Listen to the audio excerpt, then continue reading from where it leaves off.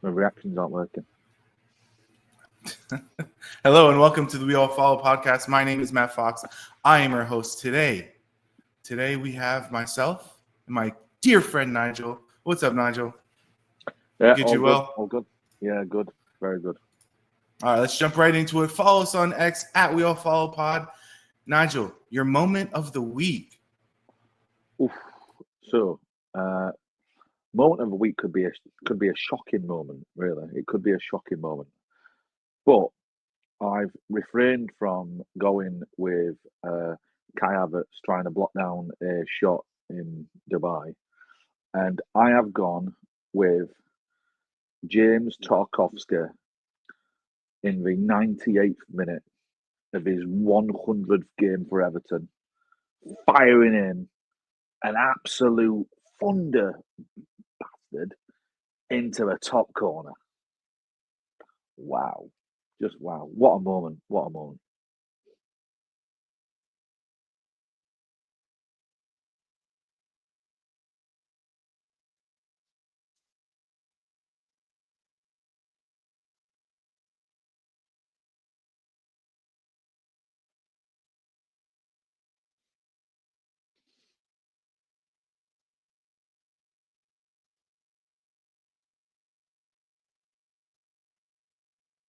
I'm on mute the whole time. You didn't say anything, bro? Jesus Christ, Nigel. Oh my God. Dude, this is diabolical. Oh my God. That was the most cruel thing that you've done in quite some time. You got to say something. Maybe he can hear himself. No, he couldn't hear himself. So as I was saying, I record here in my office, and we have an employee who sits directly opposite of me, and I had the game on in the background in my headphones, and so I'm here. I'm disappointed. I'm dejected. It's the 95th minute. I'm like, the season's over. We're totally cooked, and the goal goes in, and I hollered. And when I tell you, Nigel, this lady thought that we were all gonna die. She genuinely, she was like, got out of her seat. She's like, what's going on? The poor lady. My moment of the week would not be the Tarkowski Thunder Bastard, but however, it would be the goalkeeper's slide. I mean, that was the slide. He slid about 40 meters. That's an all-timer. All-timer. I love where it shows you the pictures of Slot going mental on the sideline, and Pickford just comes zooming past on his knee. I mean, Pickford slid about. It was like the inverse of when Jesus scored that goal against Man United and Dallo slid across. It was like the celebratory version of that. Like, I need a meme where Jordan Pickford is celebratory sliding through the universe. So if you're out there and you have those abilities, let's see it. Now we go ahead. There was another celebration. In if you watch some of the footage, there's another celebration. It was a camera from the other side of the goal. So looking past the goal towards Tarkowski shooting from behind the goal. And when the ball goes in, there's a steward. He must be about 65, early 60s, mid 60s. I saw that one. The steward, and he stands up and he's giving it. The tweet that I saw that was the best about that was when Charlie gets the golden ticket and his grandpa, who goes from laying down in the bed. So that match was what they would say, Premier League heritage. That was an all-timer match, pure Barclays. Through and through, he going all the way down to the Decore at the end with the shush thing, and then the slot handshake where he pulls in Michael Oliver and tries to give him the energy, and which for me, even if he hadn't said anything, I think grabbing a referee like that is certainly grounds for a red card. It came out in the official reasoning that it was abusive language that Slot had used. which, it's what's the Sol Campbell? Is it a color thing? Because I know if my manager had done that, we would be getting vilified, ostracized, FA charged, So, all of the above. Do we need an alternative version that where it says, instead of saying, is it a colour thing? Is it an underbelly colour thing? We need one what says, is it an Arsenal thing? Is it an Arsenal thing? Is it I think it's an Arsenal thing. So yeah, they had. I mean, that's going to be. Let's kind of use that to move into the matches for this week, because it is going to play a big role in how the matches come out. There's the table. So everybody has now played 24 matches. Liverpool are in front by 7 points at this point after their draw at the last Merseyside Derby at Goodison Park. Then you have Arsenal on 50. Forest 47, Chelsea, who are currently getting beaten 2-0 by Brighton in the 51st minute as we record. So as it stands, they won't be gaining any points this weekend. Man City and Newcastle, who are both on 41, they play this weekend. So that'll be a big match, a 6-pointer in the race for top 4. Followed really right behind, breathing down their necks, is Bournemouth in 7th with 40 points. Then we have Aston Villa, Fulham, and Brighton, who what I would say are in that next category, that next tier behind, who are chasing those deeper European spots. And that rounds out the top 10. Bottom half of the table, Brentford, Crystal Palace, who continue to climb, who look like they're going to pretty safely stay up this season after a pretty tumultuous first half of the season with them sticking with their manager. Man United and Tottenham, who also play this week, are in 13th and 14th. So one of those teams will have the opportunity to jump above the other. Everton climbing further and further away from relegation, tied with West Ham now on 27 points. Wolves right above the drop zone on 19. And then Leicester, Ipswich, and Southampton continue to be the teams down, poised for relegation. So, we have 24 matches played, Nigel.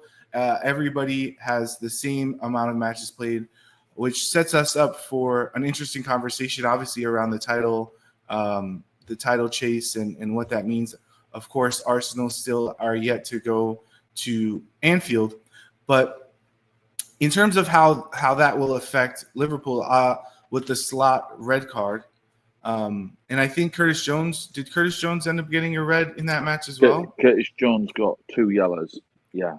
But even though it's 2 yellows up to a red, I think that there might be I think that he could get done for violent conduct post match. So you're still waiting for the referee's report really to come out. But I think he could be done for violent conduct because he did start a fight. He started a fight. So you could see that upgraded to a straight red. They can do that. I mean, yes, it is possible. I mean, to be fair, Curtis Jones has not been consistently in the starting lineup for Liverpool. No. He has obviously contributed quite a bit. Yeah. He's a really talented player, a player who has been linked with Arsenal in the past.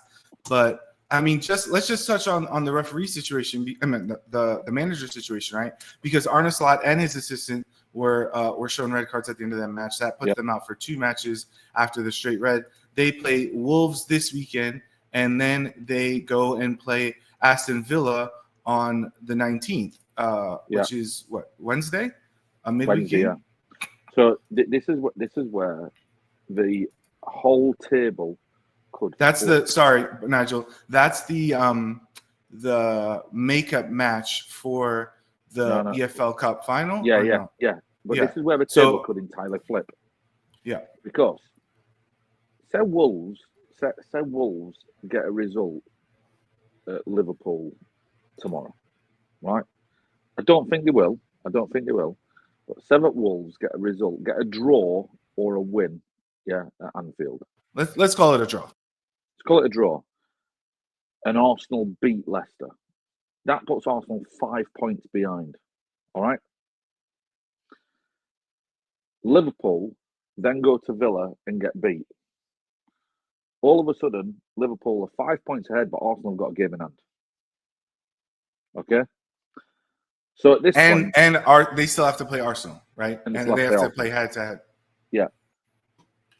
The following week, that weekend, weekend after, Arsenal are home to West Ham. Liverpool are away at Man City. The following week, Arsenal are away at Man United. Liverpool are at home to Newcastle. Okay. This is definitely this is the fixture Yeah. imbalance that we talked about, right? Yeah. And then Liverpool are playing on the same day that Liverpool play the EFL Cup against Newcastle. So they play them twice in a week. Arsenal are at home to Chelsea. Oh no, they're not. No, they're not. Before they've got that game, we've got Forest away. We've got Forest away. I do believe before we play that game. I'm pulling up the schedules. But our game in hand at that point is Chelsea at home.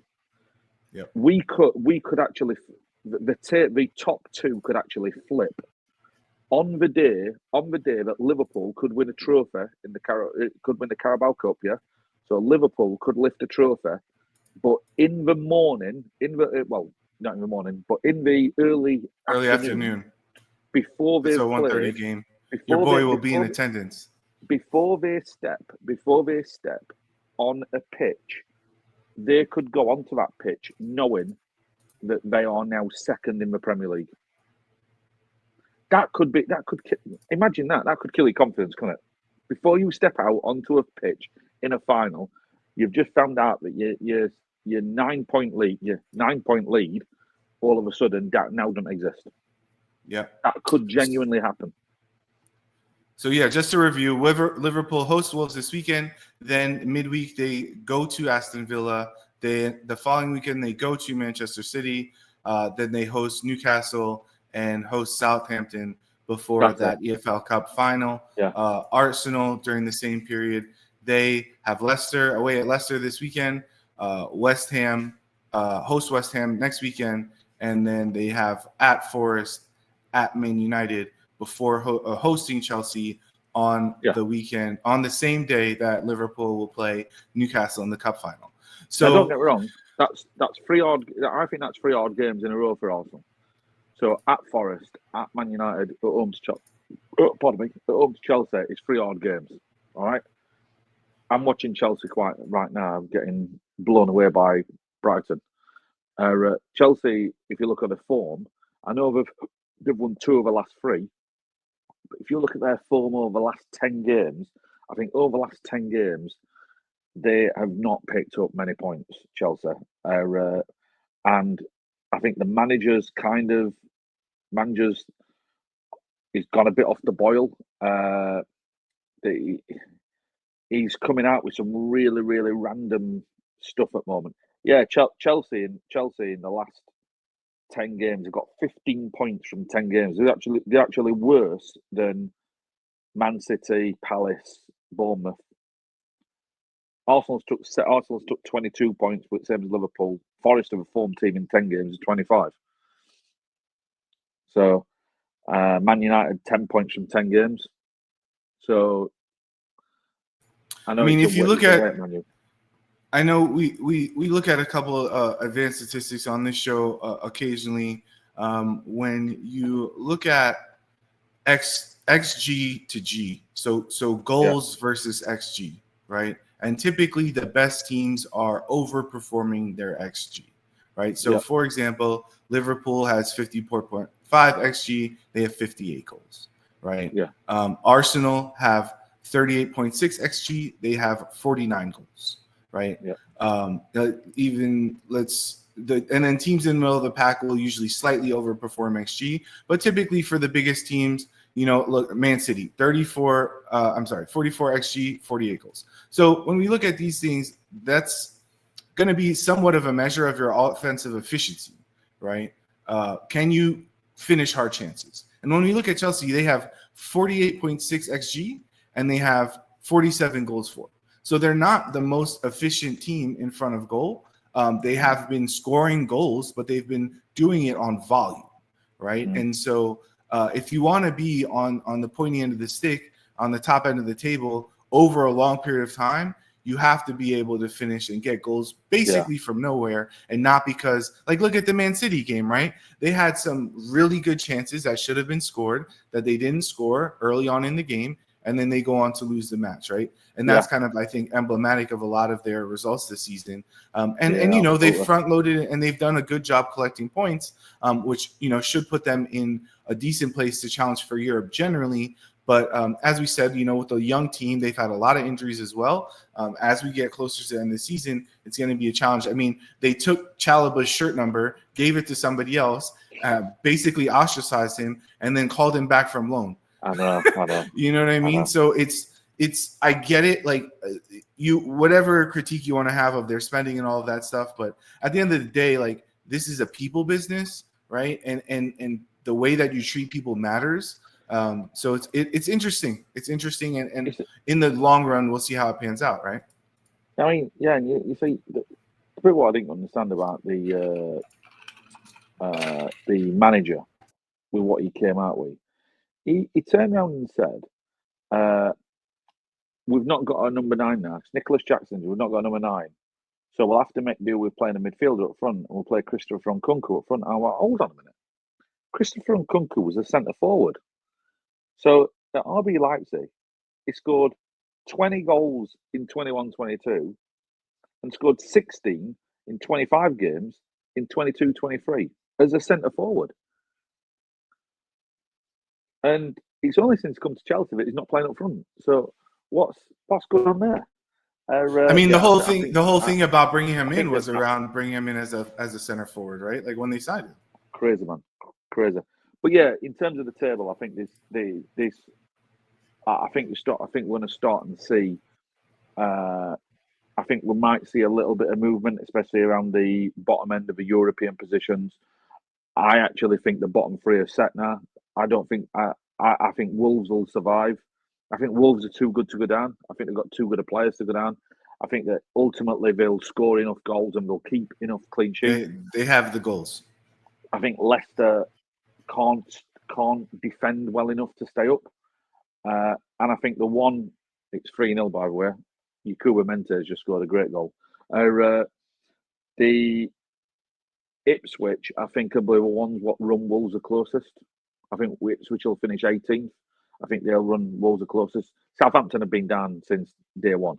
But yeah, I think Wolves will be close, but I think they'll stay up ultimately. But it's only them now. I think everyone else above Wolves is safe. They're 8 points difference, I think, between Wolves, Everton, West Ham, and Spurs, I think it is, who are also on 27. Now, If I'm Spurs, I'm terrified right now. Not that I'm going to get sucked into a relegation battle, because there's no way on earth that Ipswich and Leicester are going to get anywhere near Spurs. All right? Wolves might, but Ipswich and Leicester won't. Now, the worst what could happen to Spurs, really, I think, is they finish 17th. Imagine Spurs finishing 17th. I used to dream of days like this. There's a game on Sunday. What is an absolute mid-off? The Battle of Media. Man United away at Spurs. I mean, and to be fair, like, Man United have not had the best record at home. I mean, did you see the comments in the press the other day from our good friend Jacob? Yeah. Harry Maguire. If you're not familiar, Harry Maguire's real name is Jacob. It's an inside joke of the podcast. Friend of the podcast, Jacob Harry Maguire. But he was saying it publicly, and this is the crazy part is to me, like, you can say it, but to say it publicly, that's pretty legit. That there's an issue with playing home at Man United, a place that, you know, for so many years you would be stoked to get a draw there, right? They've lost 5 of the last 7 at home. 5 of the last 7. It's just mental. But they're away at Spurs. Spurs can't buy a win anywhere. I mean, if you are Spurs right now, I think Man United is probably the best team what you could think of playing out of the big ones on a big day, because I think if they're going to beat anyone, they're going to beat them. He's a Man United team. What have got no Lisandro Martinez, who is probably their best defender. I mean, that says something when he's your best. Yoro, I agree with what Paul Scholes said about Lenny Yoro, that he's flattered to deceive. I thought he'd be better than what he is. He got absolutely destroyed by Kamaldeen Sulemana against Southampton. And I don't think he's recovered. He looks like a rabbit in the headlights. Anyone starts running at him, he looks terrified. And I think the pace and power of the Premier League has really hit him. I mean, he's only a young lad. He's 18, 19. I think it's hit him really hard. He's like, wow, this is a different game. Matthias de Ligt not good enough. And I just think I think Man United will leak goals. One thing what Spurs do is score goals. One thing what Spurs also do is concede goals.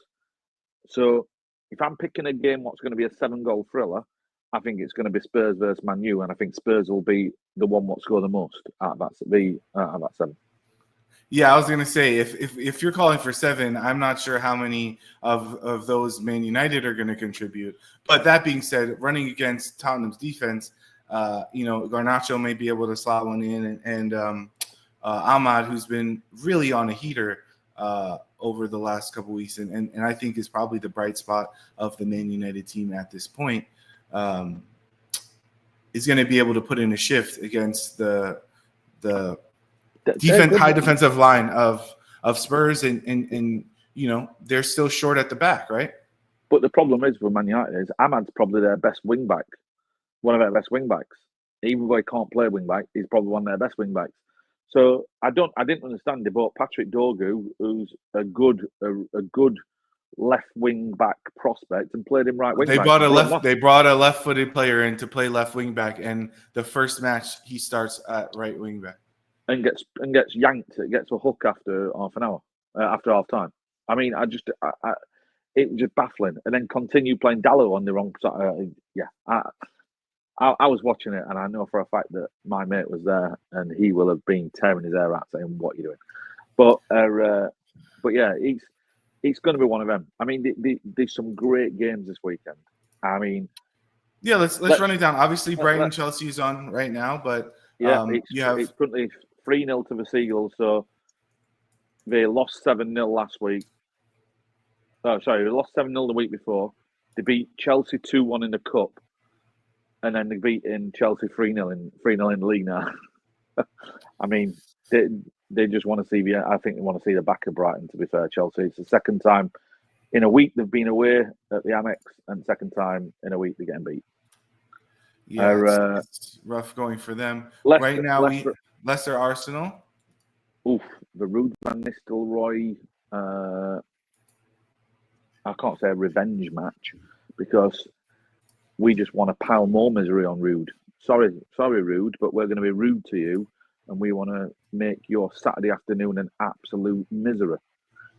I've been saying it all week, really, about ever since the Kai news came out, that in the WhatsApp group, in the podcast WhatsApp group, this season's starting to take on mega 2002 vibes for me. And for anyone who wasn't alive in 2002 or can't remember 2002, in that season, Arsenal were chasing Liverpool and Man United.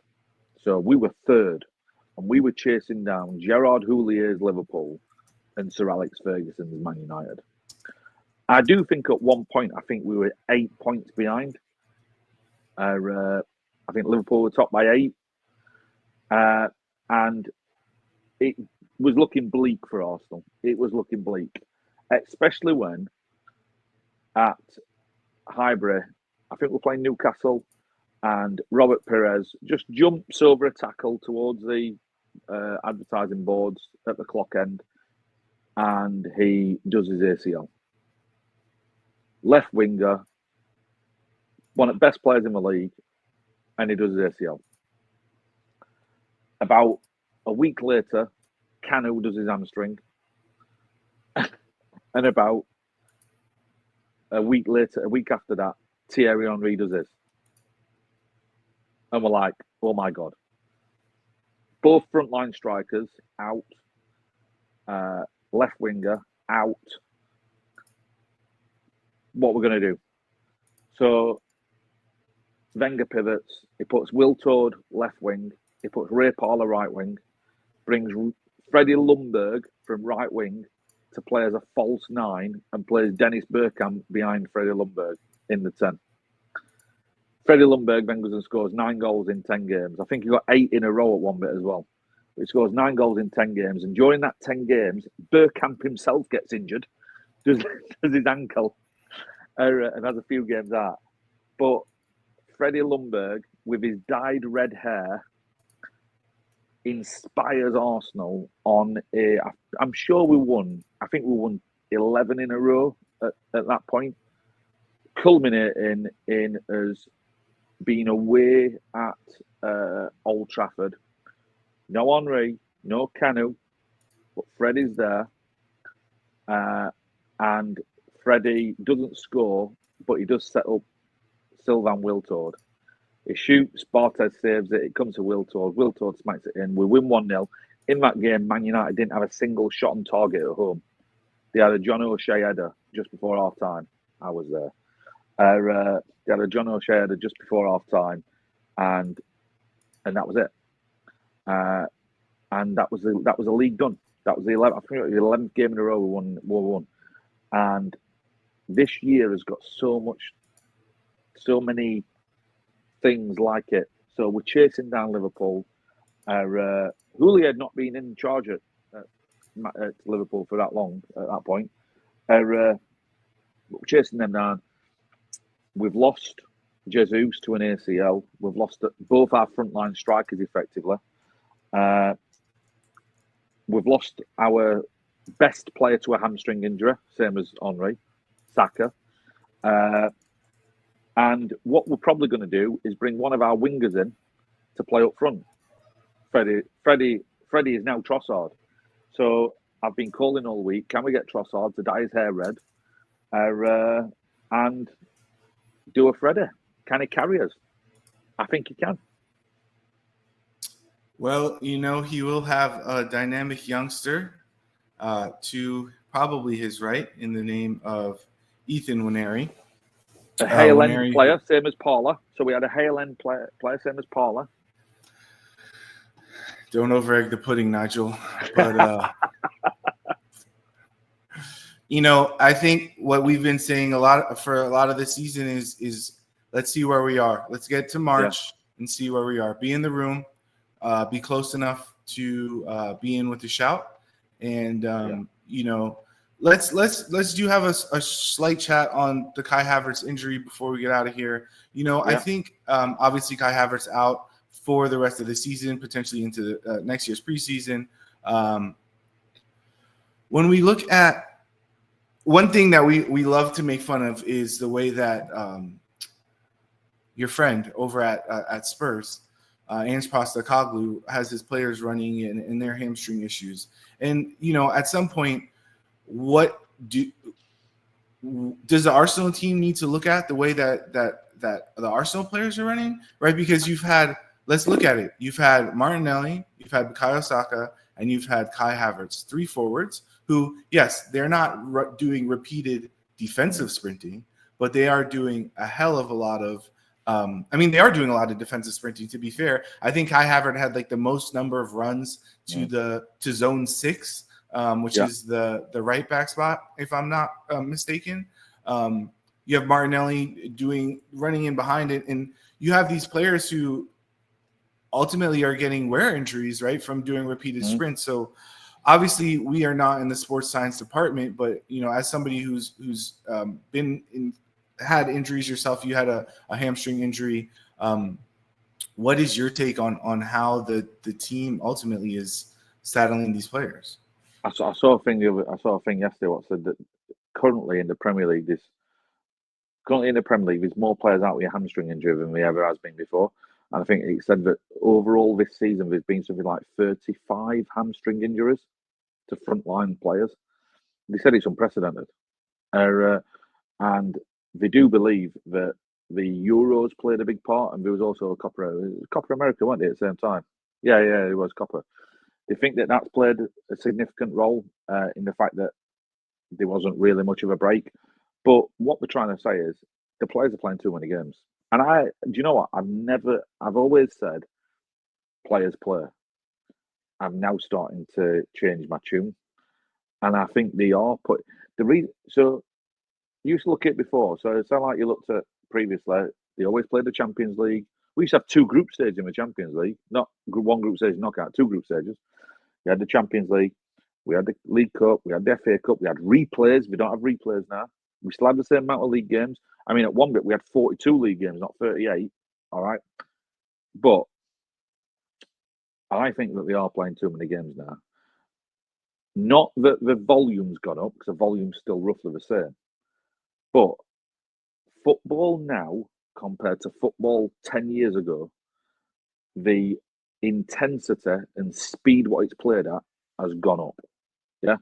People are playing the game now at a speed what's never been seen before.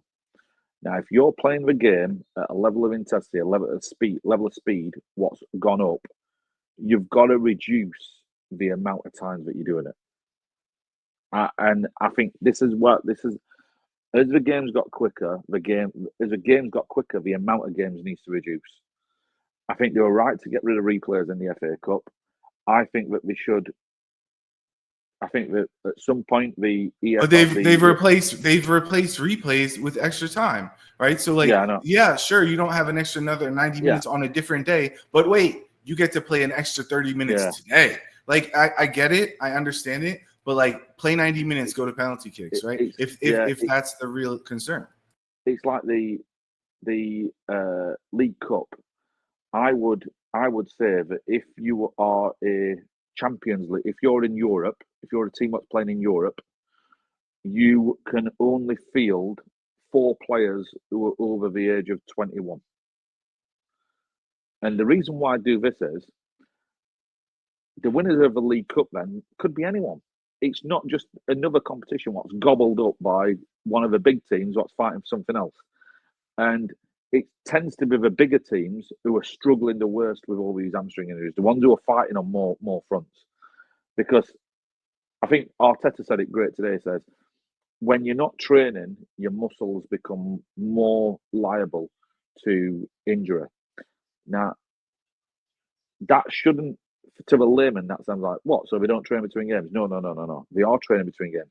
But if you're only putting in one conditioning session between two games, that's not enough. It's all right going out on a field and jogging about a bit and passing the ball a few times. But if you're only doing one conditioning session, your muscles are still on the cool down from the previous game. You do a conditioning session, they're already starting to go back up again. What you used to have before is you'd have a game on a Saturday, you'd have a rest on the Sunday, you'd have you could condition 3 or 4 times during the week, during or after training or before training, and then you're playing. So your muscles have got used to it. Your muscles have relaxed and got used to it, and then you slowly build them back up again as the week progresses. There isn't anything happening like that. Guys are going home and sitting in cryogenic chambers, aren't they, and stuff like that, and like high altitude chambers and stuff, trying to relax muscles and stuff. I mean, that hyperbolic chambers, that's stuff like that is happening because you can't recover quick enough. And this is what's happening. And yes, Kai's injury is a freak. He's tried blocking a shot after a set piece routine. If that isn't the most Kai Havertz injury I've ever heard. For a bloke who's been bulletproof for 6 years, whatever it is, it's crazy. It is crazy. But it's you mentioned the speed of the game, but in my opinion, it's also the physicality of the game, right? Like let's look across leagues, right? Like the Premier League is the most physical league, right? By far. Like listen, I haven't seen the data. My hunch is that there's less hamstring injuries in other leagues compared to the Premier League. I would say the Italian league has the least injuries, probably. fans. Yeah, because as we all But like what's your consciousness of the Italian league? It's a slower pace of play. That's not disrespectful. That's the reality of the league, right? you tend to get more impact injuries, more knee injuries actually in Italy, and a lot of it is because of the harder ground, and the fact that the tackling is more intense but close to goal. You get a lot of impact injuries. In Spain, it's pretty much similar to Italy. Uh, it's usually more knee injuries, impact injuries, a lot of turning, softer ground there. So you get your studs slip, studs get cut. The amount of knee injuries what you see in Spain is frightening. To be fair, they get. I think that if you looked at all the injuries, I think they get the most ACLs in Spain, and that's purely because of the turf. That is turf related. I mean, you're in America. They had a massive thing going on about sports turf injuries, didn't they, in the NFL? About how the AstroTurf, the sports turf, was causing so many issues, weren't it, with knees getting blown, etc. So we had to completely change. Yeah, the last generation, Yeah. the new generation of technology has changed it, but yeah, for a while, I mean, it was definitely there's a lot of injuries, and it's a depth of traction thing, particularly. So and this is what I'm saying. This is the problem with Hampshire, and you mentioned the Tottenham thing. Arsenal have actually done it in reverse. I actually tweeted this. Arsenal have done it in reverse. So where Tottenham do sprints towards their own goal, our players have got injured sprinting towards the other goal to defend. So they're both defending. We're not attacking, but we're both defending, but we're sprinting the other way. Which it's a force. It's a force versus the defenders, right? Like who's running and how that's going. But yeah, I mean, let's take it back though, Nigel, because yes, it's the Euros, but like take a step back from there. You had a Winter World Cup where the season started so early, right? Yeah. The players who went to the Winter World Cup played, 14 matches between Premier League matches. There's plus cups. The cup was all messed around. So they played 21 matches before they even went to the Winter World Cup in December. They went to Qatar and played multiple matches. That was where Jesus got his injury that's basically not ever been healed. And then you had the whole season, and then it was the right into the next tournament. Like it's just been tournament, right? And it's only going to get worse because you've now got the Club World Cup in the summer. So there's going to be teams that are going over to Club World Cup. I know a lot of the big European teams said, "Can we send lesser squads to it?" And FIFA said, "No. If you do that, we'll come down on you like a ton of bricks," which I think is poor. I genuinely think that it needs some people to turn around and say, "Do you know what? We're going to boycott this." And this is I've had this argument all season about fixtures. I said, Nations League, UEFA Nations League. Can we make the Nations League so the Nations League you can only have players who've got under 15 caps for the country. So only 15 caps for your country or less, and you can play 3 players who've got more. So it encourages new players to play. That's only if you're in the top 2 groups. If you're in the bottom three groups, that's fine. If you're in the top 2 groups, no, you can only play them. And it's about just lessening the blow. But yeah, I'm up with that. But yeah, we need to. So even if you look at the League Cup, Nigel, like how much do you get for winning the League Cup? I think it's like $1.5 million. Like the amount of money that's in the League Cup could literally come out of $1 million from each of the Premier League teams, who I think, if I remember correctly, the winner gets like 175 million and the last place team gets like around 90 or 80 million. So they could each literally take $1 million less and give it to the Football League and then get rid of the tournament. Like I get it. It's heritage. It's been around for like I get all of that stuff. There's other, like I'm saying, I agree with your idea in terms of you could have the certain teams out of it, but you could just get rid of it with money. It's not been around for that long. I think it was the 60s, the League Cup came. Yeah, I think it's 60s or 70s. Yeah, so I actually think it'll cease to exist before 2030. I think we'll get rid of it. I think before 2030 it'll either cease to exist, or like I said, it'll be a competition where teams are forced to play lesser squads in it unless you're a certain level. But yeah, so this weekend's games then. Shall we quickly finish on this weekend's games? Yeah, we Do can some finish scores. Can rolling we do this some out. scores? Yeah, go for it. And let me get your patented double chance. So I need one game where an underdog is going to Yeah. either draw or win.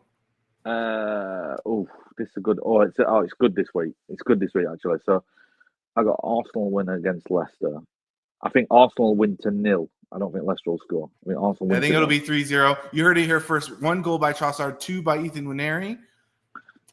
You heard it here first. Tross is going to dye his hair red. Villa beat Ipswich.